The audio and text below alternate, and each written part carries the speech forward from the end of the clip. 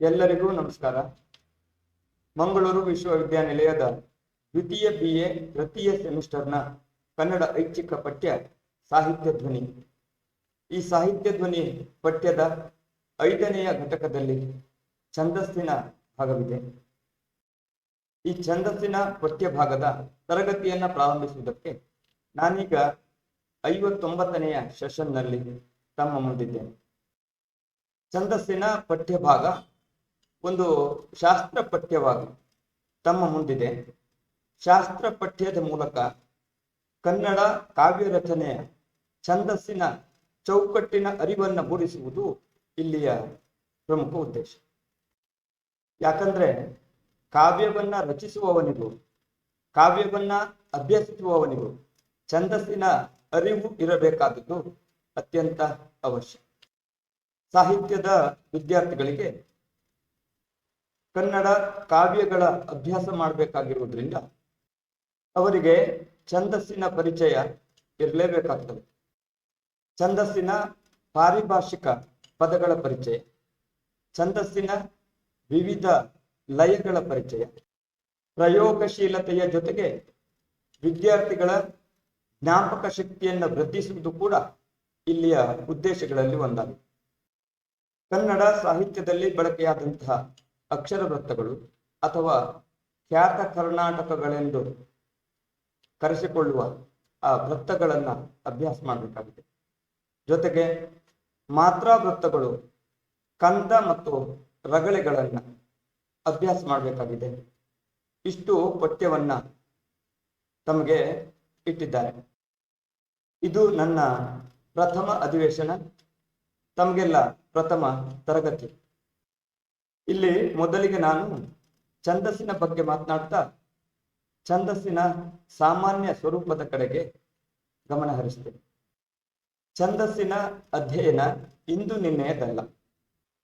ಅದೊಂದು ಶಾಸ್ತ್ರವಾಗಿ ಬಹಳ ಪ್ರಾಚೀನ ಕಾಲದಿಂದಲೂ ಬೆಳೆದುಕೊಂಡು ಬಂದಿದೆ. ಒಂದು ಭಾಷೆಗೆ ವ್ಯಾಕರಣ ಹೇಗೆ ಸಾಧಕವೋ ಹಾಗೆ ಕಾವ್ಯಕ್ಕೆ ಛಂದಸ್ಸು ಸಾಧಕವಾಗಿದೆ. ವ್ಯಾಕರಣ ಗದ್ಯ ಪದ್ಯಗಳೆರಡಕ್ಕೂ ಸಂಬಂಧಿಸಿದ್ರೆ ಛಂದಸ್ಸು ಪದ್ಯ ಅಥವಾ ಕಾವ್ಯಕ್ಕೆ ಮಾತ್ರ ಸಂಬಂಧಪಟ್ಟದ್ದು.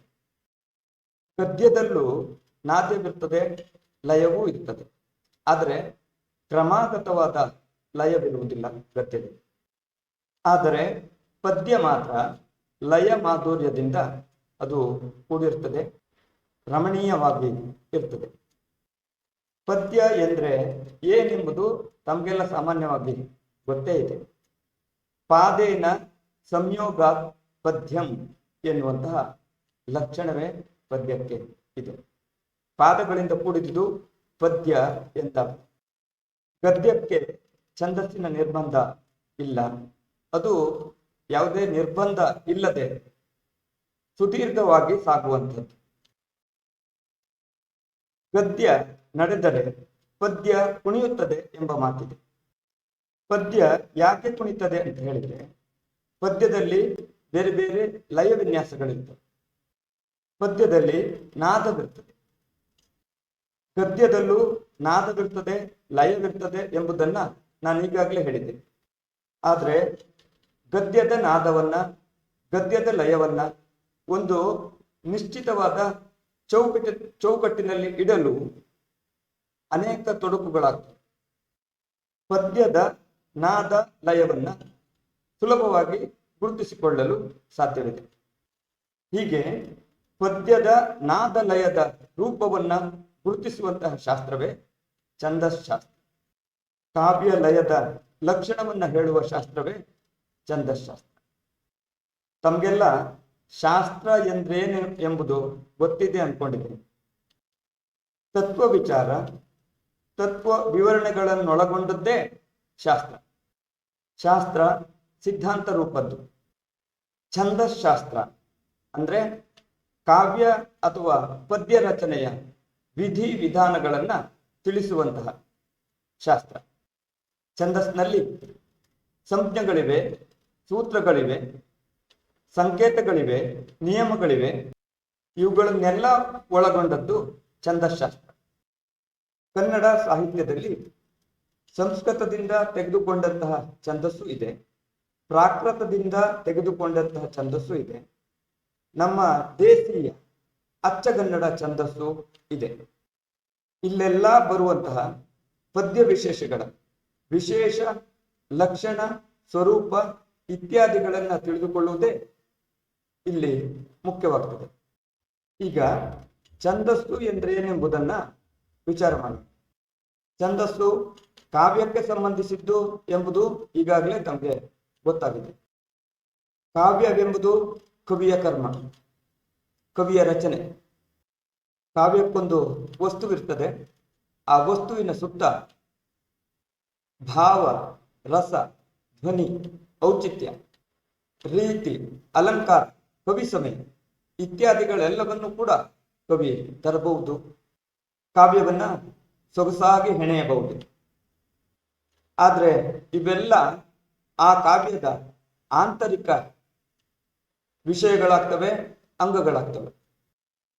ಈ ಅಂಗಗಳಿಂದೊಡಗೂಡಿದ ಕಾವ್ಯವನ್ನ ಅಭಿವ್ಯಕ್ತಿಸುವಾಗ ಕವಿ ಪ್ರಯತ್ನಪೂರ್ವಕವಾಗಿಯೋ ಅಥವಾ ಅಪ್ರಯತ್ನಪೂರ್ವಕವಾಗಿಯೋ ಕೆಲವು ಲಯ, ಗತಿ, ವಿನ್ಯಾಸಗಳಿರುವಂತಹ ಪದ್ಯಪಾದಗಳನ್ನ ನಿರ್ಮಿಸ್ತಾನೆ. ಅವನು ನಿರ್ಮಿಸಿದಂತಹ ಪದ್ಯಪಾದಗಳ ನಿರ್ದಿಷ್ಟ ಲಯ ವಿನ್ಯಾಸವನ್ನ ನಾವು ತಿಳಿದುಕೊಳ್ಳಲು ಬಳಸುವಂತಹ ಮಾನದಂಡವೇ ಛಂದಸ್ಸು. ಈ ಅರ್ಥದಲ್ಲಿ ಛಂದಸ್ಸು ಕಾವ್ಯದ ಬಾಹ್ಯ ಅಂಗ ಎನ್ನಬಹುದು. ಛಂದಸ್ಸು ಬಾಹ್ಯ ಅಂಗವಾದರೂ ಕೂಡ ಆಂತರಿಕ ಅಂಗಗಳ ಜೊತೆ ಅವಿನಾಭಾವ ಸಂಬಂಧವನ್ನ ಹೊಂದಿದೆ. ಹೀಗೆ ಕಾವ್ಯದ ನಾದ ಲಯಗಳನ್ನು ಗುರುತಿಸುವಂತಹ ಛಂದಶಾಸ್ತ್ರ ಎಷ್ಟು ಪ್ರಾಚೀನವಾದದ್ದು ಎಂಬುದನ್ನ ಗಮನಿಸಿದ್ರೆ ಛಂದಸ್ಸಿನ ಪ್ರಾಚೀನತೆ ವೇದ ಕಾಲದಷ್ಟು ಹಿಂದಕ್ಕೆ ಸರಿಯುತ್ತದೆ. ತಮಗೆಲ್ಲ ಚತುರ್ವೇದಗಳು, ಷಟ್ ಶಾಸ್ತ್ರಗಳ ಪರಿಚಯ ಇದೆ ಅನ್ಕೊಂಡಿದ್ದೇನೆ. ಋಗ್ವೇದ, ಯಜುರ್ವೇದ, ಸಾಮವೇದ, ಅಥರ್ವಣ ವೇದ, ಇವು 4 ವೇದಗಳು. ಈ ವೇದಗಳನ್ನ ಸರಿಯಾಗಿ ಅರ್ಥ ಮಾಡಿಕೊಳ್ಳಲು, ಈ ವೇದಗಳನ್ನ ಸರಿಯಾಗಿ ಉಚ್ಚರಿಸಲು 6 ಶಾಸ್ತ್ರಗಳು ಹುಟ್ಟಿಕೊಂಡು ಶಿಕ್ಷಾ, ಕಲ್ಪ, ವ್ಯಾಕರಣ, ನಿರುಕ್ತ, ಛಂದಸ್ಸು, ಜ್ಯೋತಿಷ್ಯ ಇವೇ ಆ 6 ಶಾಸ್ತ್ರಗಳು. ಇವುಗಳು ವೇದಾಂಗಗಳೆಂದು ಕರೆಸಿಕೊಂಡಿವೆ. ಈಗ ನಾವು ಕಾವ್ಯ ಹಾಗೂ ಛಂದಸ್ಸಿಗಿರುವಂತಹ ಸಂಬಂಧವನ್ನ ನೋಡೋಣ. ನಮ್ಮ ವಾಂಗ್ಮಯ ಅಥವಾ ಸಾಹಿತ್ಯ ಪ್ರಪಂಚದಲ್ಲಿ ಮಾತೆಲ್ಲವೂ ಕಾವ್ಯವಾಗುವುದಿಲ್ಲ, ರಸಾತ್ಮಕವಾಗಿರುವುದಿಲ್ಲ. ವಿಶ್ವನಾಥನೆಂಬ ಲಾಕ್ಷಣಿಕ ಹೇಳ್ತಾನೆ, ವಾಕ್ಯಂ ರಸಾತ್ಮಕಂ ಕಾವ್ಯಂ ಎಂದು. ರಸಾತ್ಮಕವಾದ ವಾಕ್ಯಗಳೇ ಕಾವ್ಯವಾಗಿರ್ತದೆ, ಅಥವಾ ರಸಾತ್ಮಕವಾದ ವಾಕ್ಯಗಳೇ ಕಾವ್ಯಗಳೆನಿಸಿಕೊಳ್ತವೆ. ಕವಿಯು ತನ್ನ ಭಾವನೆಗಳಿಗೆ ಭಾಷಾ ರೂಪವನ್ನು ಕೊಡುವಾಗಲೇ ಛಂದಸ್ಸು ಒಡಗೂಡಿ ಬರ್ತದೆ. ಹಾಗಂತ ಕವಿ ಛಂದಸ್ಸಿಗೋಸ್ಕರವೇ ಕಾವ್ಯ ರಚನೆ ಮಾಡುವುದಿಲ್ಲ, ಛಂದಸ್ಸಿಗಾಗಿ ಕಾವ್ಯ ನಿರ್ಮಾಣವೂ ಆಗಿಲ್ಲ.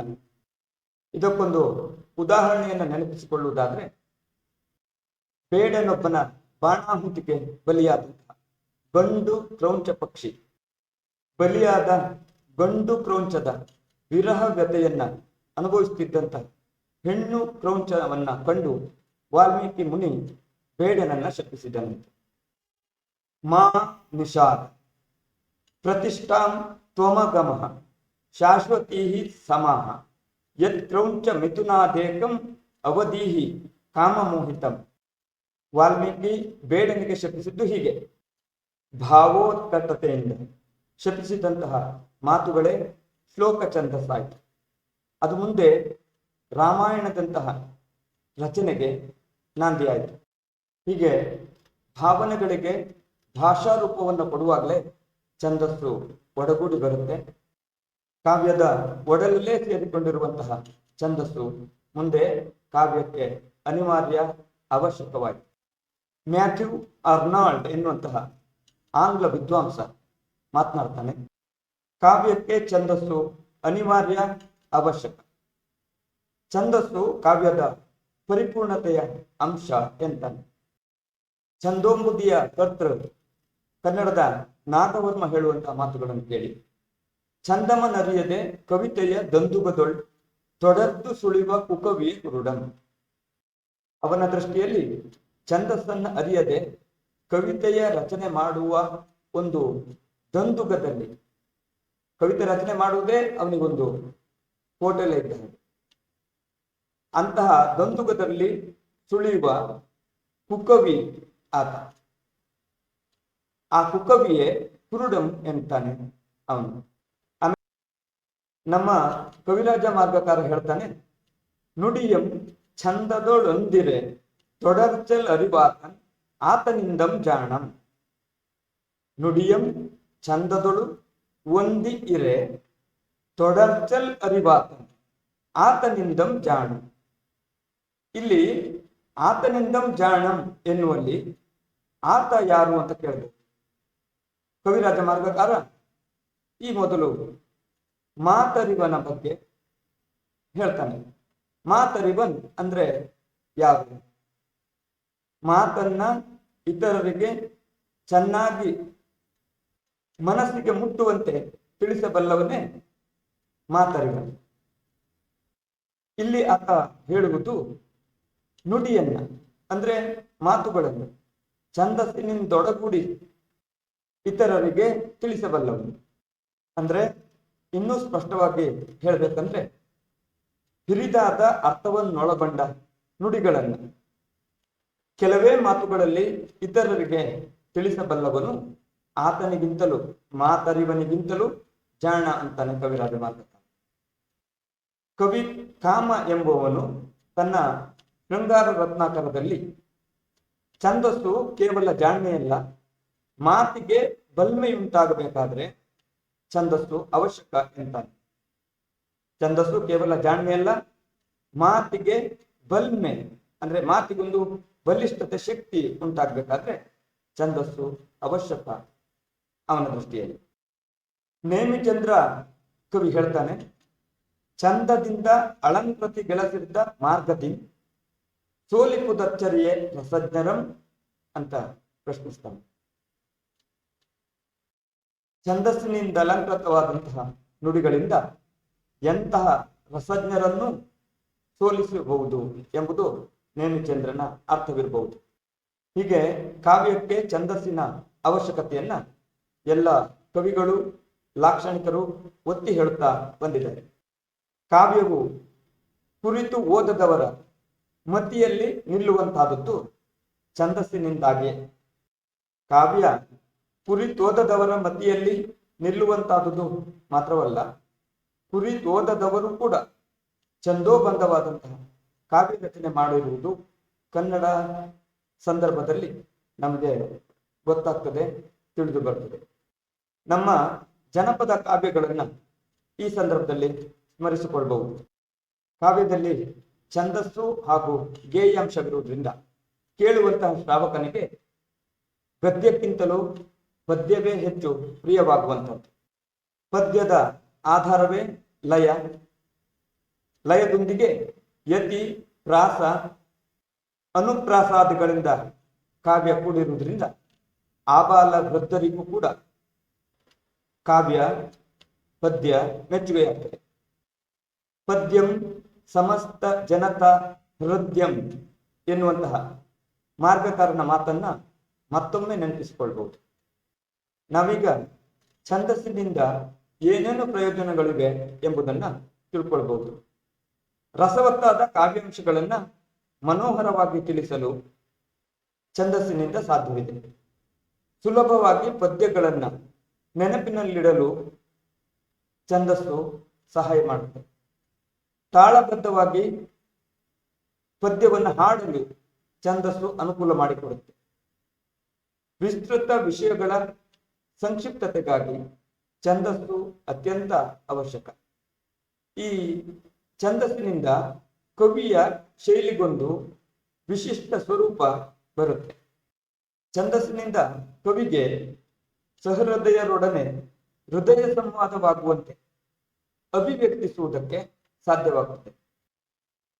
ಕವಿಯ ಉತ್ಕಂದವಾದ ಭಾವವನ್ನ, ಉತ್ಕಂದವಾಗಿ ಹರಿಯುತ್ತಿರುವ ಕವಿಯ ಭಾವವನ್ನ ಒಂದು ನಿಯತ ಚೌಕಟ್ಟಿನಲ್ಲಿ ಅಡಕ ಮಾಡಲು ಅಥವಾ ಸಂಗ್ರಹಿಸಲು ಛಂದಸ್ಸು ಸಹಾಯ ಮಾಡುತ್ತೆ. ಛಂದಸ್ಸಿಗೆ ಬಿಗಿ ಮತ್ತು ಅಡಕ ಗುಣಗಳಿವೆ. ಬಿಗಿ ಅಂದ್ರೆ ಆ ಛಂದಸ್ಸಿನ ರಿಜಿಡಿಟಿ. ಅಡಕ ಗುಣ ಎಂಬುದಕ್ಕೆ ಶಾರ್ಟ್ ಕಂಪಾಸ್ ಅಂತ ಕರೀತಾರೆ. ಈ ಬಿಗಿ ಮತ್ತು ಅಡಕ ಗುಣ ಅಥವಾ ಸಂಗ್ರಹ ಗುಣದಿಂದ ಕವಿಯ ಅಭಿವ್ಯಕ್ತಿಗೊಂದು ಅಚ್ಚುಕಟ್ಟುತನ ಛಂದಸ್ಸಿನಿಂದ ಪ್ರಾಪ್ತವಾಗ್ತದೆ. ಈ ಮೊದಲೇ ಹೇಳಿದಂತೆ ಕಾವ್ಯ ಮತ್ತು ಗದ್ಯಗಳನ್ನು ಸುಲಭವಾಗಿ ಬೇರ್ಪಡಿಸುವುದಕ್ಕೆ ಛಂದಸ್ಸು ಸಾಧನವಾಗುತ್ತದೆ. ಹೀಗಾಗಿ ಛಂದಸ್ಸಿನಿಂದ ಕಾವ್ಯ ರಚಿಸುವ ಕವಿಗೂ, ಕಾವ್ಯವನ್ನು ಓದುವ ಸಹೃದಯರಿಗೂ, ವಾಚಕನಿಗೂ ಬಹಳ ಅನುಕೂಲಗಳಿವೆ, ಪ್ರಯೋಜನಗಳಿವೆ. ಇನ್ನು ಮುಂದಕ್ಕೆ ಛಂದಸ್ಸಿನ ಪಾರಿಭಾಷಿಕ ಪದಗಳನ್ನು ಪರಿಚಯಿಸಿಕೊಳ್ಳೋಣ. ಮುಂದಿನ ಅಧಿವೇಶನದಲ್ಲಿ ಪಾರಿಭಾಷಿಕ ಪದಗಳನ್ನು ಅಧ್ಯಯನ ಮಾಡಲಿಕ್ಕಿದೆ. ಈಗ ಆ ಪಾರಿಭಾಷಿಕ ಪದಗಳನ್ನ ಪರಿಚಯಿಸಿಕೊಳ್ಳುವುದಷ್ಟೇ. ಛಂದಸ್ಸಿನ ಪರಿಭಾಷೆಗಳಲ್ಲಿ ಗಣ, ಅದರಲ್ಲಿ ವರ್ಣಗಣ, ಮಾತ್ರಾಗಣ, ಅಂಶಗಣಗಳೆಂಬ ಭೇದಗಳಿವೆ. ಮಾತ್ರೆ, ಗುರು, ಲಘು, ಪ್ಲುತ, ಲಯ, ಯತಿ, ವಡಿ, ಪ್ರಾಸ ಇವೆಲ್ಲ ಹಳೆಗನ್ನಡ ಛಂದಸ್ಸಿನಲ್ಲಿ ಬರುವಂತವುಗಳು. ಇನ್ನು ಹೊಸಗನ್ನಡ ಛಂದಸ್ಸಿನಲ್ಲಿ ಗಣಪರಿವೃತ್ತಿ, ಮುಡಿ, ಪದ್ಮಗಣ, ಅನಾಗತ, ಮೌನ ಅಥವಾ ವಿರಾಮ, ದೀರ್ಘೀಕರಣ, ಹ್ರಸ್ವೀಕರಣ, ವಿಷಮಗಣ, ಕಂಪಿತ, ಸರಳರಗಳೆ ಅಥವಾ ಮಹಾಛಂದಸ್ಸು, ಸಾನೆಟ್ ಅಥವಾ ಅಷ್ಟಷಟ್ಪದಿ. ಈ ಪರಿಭಾಷೆಗಳಲ್ಲಿ ಕೆಲವು ಪರಿಭಾಷೆಗಳನ್ನು ಮಾತ್ರ ತಾವು ಅಧ್ಯಯನ ಮಾಡಲಿಕ್ಕಿದೆ. ಅದರಲ್ಲೂ ಗಣ, ಮಾತ್ರೆ, ಗುರು, ಲಘು, ಪ್ಲುತ, ಲಯ, ಯತಿ, ಪ್ರಾಸವನ್ನಷ್ಟೇ ತಮಗೆ ಓದಲಿಕ್ಕಿದೆ. ಈಗ ಈ ಅಧಿವೇಶನದಲ್ಲಿ ಲಯ ಎಂಬ ಪರಿಭಾಷೆಯನ್ನ ಪರಿಚಯಿಸಿಕೊಳ್ಳಲಿಕ್ಕಿದೆ. ಲಯ ಎನ್ನುವ ಶಬ್ದ ಸಂಸ್ಕೃತ ಭಾಷೆಯದ್ದು. ಲೈ ಎನ್ನುವುದು ಇದರ ಮೂಲ ಧಾತು. ಇಂಗ್ಲಿಶಿನ ರಿದಮ್ ಇದಕ್ಕೆ ಸಂವಾದಿಯಾದಂತಹ ಪದ. ನಡೆ, ಚಲನೆ, ಗೀತದ ತಾಳಗತಿ, ನಡೆಗಳ ನಡುವಿನ ನಿಲುಗಡೆ ಮುಂತಾದ ಅನೇಕ ಅರ್ಥಗಳು ಲಯ ಶಬ್ದಕ್ಕಿವೆ. ಈ ಲಯದ ಬಗ್ಗೆ ಡಾಕ್ಟರ್ ಟಿ.ವಿ. ವೆಂಕಟಾಚಲ ಶಾಸ್ತ್ರಿಯವರು ಹೀಗೆನ್ನುತ್ತಾರೆ: ಛಂದೋಕ್ಷರಗಳ ನಡುವೆ ಸಮಾನ ಅಂತರವುಳ್ಳ ಕಾಲ ವಿಭಜನೆ ನಮ್ಮ ಶ್ರುತಿಯ ಅನುಭವಕ್ಕೆ ಬರುವುದೇ ಲಯ ಎಂತ. ಛಂದೋಕ್ಷರಗಳ ನಡುವೆ ಸಮಾನ ಅಂತರವುಳ್ಳ ಕಾಲ ವಿಭಜನೆ ಶ್ರುತಿಯ ಅನುಭವಕ್ಕೆ ಬರುವುದೇ ಲಯ. ಇಲ್ಲಿ ಛಂದೋಕ್ಷರಗಳು ಅನ್ನುವಾಗ ಅಕ್ಷರಗಳು ಎಷ್ಟು ಸಂಖ್ಯೆಯಲ್ಲಿ ಕೂಡುತ್ತವೆ, ಕೂಡಿ ಗಣಗಳನ್ನು ಕಟ್ಟುತ್ತವೆ ಎಂಬುದರಿಂದ ಲಯದ ಗತಿ ನಿರ್ಧಾರವಾಗ್ತದೆ. ಹೀಗಾಗಿ ಛಂದಸ್ಸಿನಲ್ಲಿ ವರ್ಣಗಳ ಗತಿ ಅಥವಾ ನಡೆಯೇ ಲಯವೆನಿಸಿಕೊಳ್ತದೆ. ಉದಾಹರಣೆಯೊಂದನ್ನು ತೆಗೆದುಕೊಳ್ಳುವುದಾದ್ರೆ, ಮೊದಲು ತಾಯ ಹಾಲ ಕುಡಿದು, ಲಲ್ಲೆ ಇಂದ ತೊದಲಿ ನುಡಿದು. ಮೊದಲು ತಾಯ ಹಾಲ ಕುಡಿದು, ಲಲ್ಲೆ ಇಂದ ತೊದಲು ನುಡಿದು, ಕೆಳೆಯರೊಡನೆ ಬೆಳೆದು ಬಂದ ಮಾತದಾವುದು. ಮೊದಲ ಎರಡು ಸಾಲನ್ನು ತೆಗೆದುಕೊಂಡ್ರೆ, ಮೊದಲು ತಾಯ ಹಾಲ ಕುಡಿದು, 3 ಮಾತ್ರೆಯ 4 ಗಣ ಇಲ್ಲಿವೆ. ಲಲ್ಲೆ ಇಂದ ತೊದಲಿ ನುಡಿದು, ಇಲ್ಲೂ ಕೂಡ 3 ಮಾತ್ರೆಯ 4 ಗಣ ಇದೆ.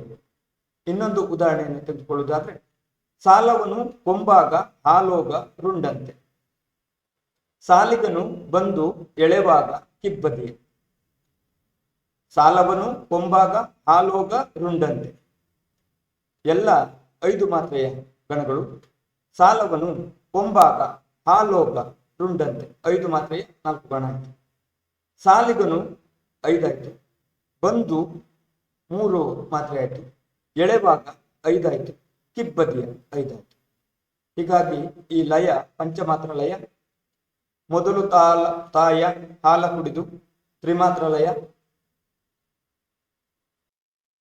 ಮೊದಲನೇ ಅದರಲ್ಲಿ ಗಣ ವ್ಯತ್ಯಾಸ ಆಗುವುದಿಲ್ಲ. ಎರಡನೇ ಅದರಲ್ಲಿ ಸಾಲವನ್ನು ಕೊಂಬಾಗ ಹಾಲೋಗ ರುಂಡಂತೆ, ಸಾಲಿಗನು ಬಂದು ಅಂತ ಹೇಳುವಲ್ಲಿ 5 3 ಆಯ್ತು, ಎಳೆವಾಗ ಕಿಬ್ಬದಿಯ ಅನ್ನುವಲ್ಲಿ 5 5 ಆಯ್ತು. ಪಂಚಮಾತ್ರ ಲಯವಾದ್ರೂ ಅದರಲ್ಲಿ ಲಯ ವೈವಿಧ್ಯವಿರುವುದನ್ನ ಗಮನಿಸಬೇಕು. ಇನ್ನೊಂದು ಉದಾಹರಣೆಯನ್ನು ತೆಗೆದುಕೊಳ್ಳಬಹುದು. ಲೋಕಂ ಕುಟ್ಟಲ್ ಲೋಕಂ ಸಾಯಲ್, ದೇವತೆಗಳ ಗಣ ಮೆಲ್ಲಂ ಪಾಯಲ್. ಲೋಕಂ ಕುಟ್ಟಲ್ ಲೋಕಂ ಸಾಯಲ್, ದೇವತೆಗಳ ಗಣ ಮೆಲ್ಲಂ ಪಾಯಲ್. ಎಲ್ಲ ಚತುರ್ಮಾತ್ರ ಗಣದಿಂದ ಆಗಿದೆ. 4 ಮಾತ್ರೆಯ 4 ಗಣಗಳು 2 ಸಾಲುಗಳಲ್ಲಿ ಪಾದಗಳಲ್ಲಿ ಪ್ರಕಟವಾಗಿವೆ. ಹೀಗೆ ಲಯದಲ್ಲಿ ತ್ರಿಮಾತ್ರ ಲಯ, ಚತುರ್ಮಾತ್ರ ಲಯ, ಪಂಚಮಾತ್ರ ಲಯ, ಷಣ್ಮಾತ್ರ ಲಯ, ಸಪ್ತ ಅಷ್ಟಮಾತ್ರ ಲಯಗಳಿದ್ದಾವೆ. ಕನ್ನಡ ಛಂದಸ್ಸಿನಲ್ಲಿ ಅಕ್ಷರ ಲಯ, ಮಾತ್ರಾಲಯ, ಅಂಶಲಯವೆನ್ನುವ ಭೇದಗಳಿವೆ. ನಾದಗಳನ್ನ ವಿವಿಧ ತಾಳಗಳಿಗೆ ಹೊರಡಿಸುವುದರಿಂದ ಲಯದಲ್ಲಿ ವೈವಿಧ್ಯತೆ ತರಲು ಸಾಧ್ಯ. ಲಯವೇ ಛಂದಸ್ಸಿನ ಜೀವಾಳ. ಲಯದ ವ್ಯವಸ್ಥಿತ ನಡೆಯೇ ಛಂದಸ್ಸು. ಈ ಲಯ ವೈವಿಧ್ಯ ಹೊಸಗನ್ನಡ ಛಂದಸ್ಸಿನಲ್ಲಿ ಹೆಚ್ಚು. ಈ ಲಯವನ್ನ ನಿರ್ದಿಷ್ಟ ಗಣ ವ್ಯವಸ್ಥೆಗೆ, ಗಣ ನಿಯಮಕ್ಕೆ ಒಳಪಡಿಸುವಂಥದ್ದೇ ಛಂದಸ್ಸು. ಹಾಗಾಗಿ ಲಯವೇ ಛಂದಸ್ಸಿನ ಜೀವಾಳ. ಈ ಅಧಿವೇಶನದಲ್ಲಿ ಈವರೆಗೆ ಛಂದಸ್ಸಿನ ಸಾಮಾನ್ಯ ಸ್ವರೂಪವನ್ನ, ಛಂದಸ್ಸಿನ ರಹಸ್ಯವನ್ನ, ಕಾವ್ಯ ರಚನೆಯಲ್ಲಿ ಛಂದಸ್ಸಿನ ಪಾತ್ರವೇನೆಂಬುದನ್ನು ನಾವು ತಿಳ್ಕೊಂಡಿದ್ದೇವೆ. ಕವಿ ಹಾಗೂ ಕಾವ್ಯಕ್ಕೆ ಛಂದಸ್ಸಿನ ಪ್ರಯೋಜನಗಳೇನೆಂಬುದನ್ನು ತಿಳ್ಕೊಂಡಿದ್ದೇವೆ. ಛಂದಸ್ಸಿನ ಕೆಲವು ಪರಿಭಾಷೆಗಳನ್ನು ಪರಿಚಯ ಮಾಡಿಕೊಂಡಿದ್ದೇವೆ.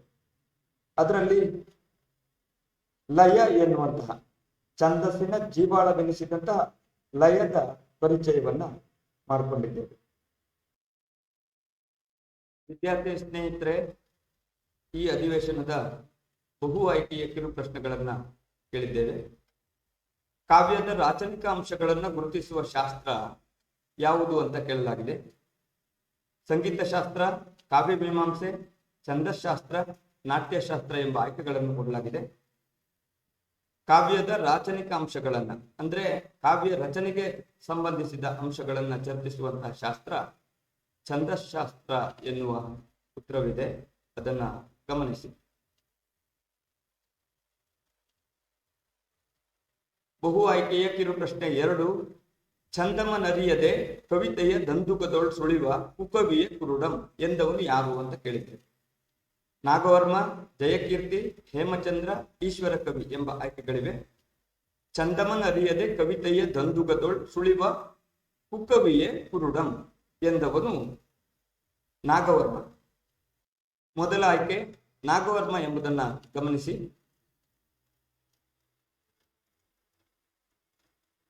ಕಿರು ಪ್ರಶ್ನೆ 3, ಛಂದಸ್ಸಿನಲ್ಲಿ ಕಾವ್ಯ ರಚನೆ ಮಾಡುವವನು ಜಾಣ ಎಂಬ ಮಾತಿರುವುದು ಎಲ್ಲಿ ಅಂತ ಕೇಳಿದ್ದೇವೆ.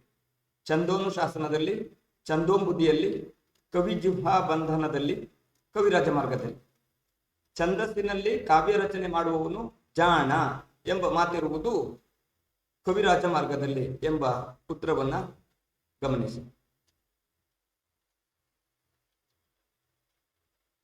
ಮಾತಿಗೆ ಬಲ್ಮೆಯುಂಟಾಗಬೇಕಾದರೆ ಛಂದಸ್ಸು ಅವಶ್ಯಕ ಎಂದವನು ಯಾರು?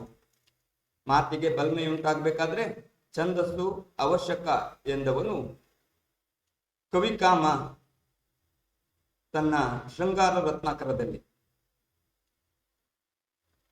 ಕೊನೆಯ ಬಹು ಆಯ್ಕೆಯ ಕಿರು ಪ್ರಶ್ನೆ 5, ಛಂದಸ್ಸಿನ ಜೀವಾಳ ಎನಿಸಿದ್ದು ಯಾವುದು ಅಂತ ಕೇಳಿದ್ದೇವೆ. ಸುಲಭವಾಗಿ ಈಗಾಗಲೇ ವಿವರಣೆಯಲ್ಲಿ ಬಂದಾಗಿದೆ. ಛಂದಸ್ಸಿನ ಜೀವಾಳ ಎನಿಸಿದ್ದು ಲಯ ಎಂಬುದನ್ನ ಗಮನಿಸಿ.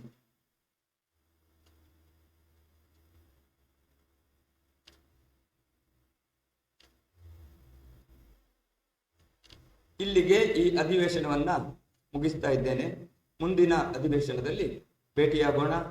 ನಮಸ್ಕಾರ.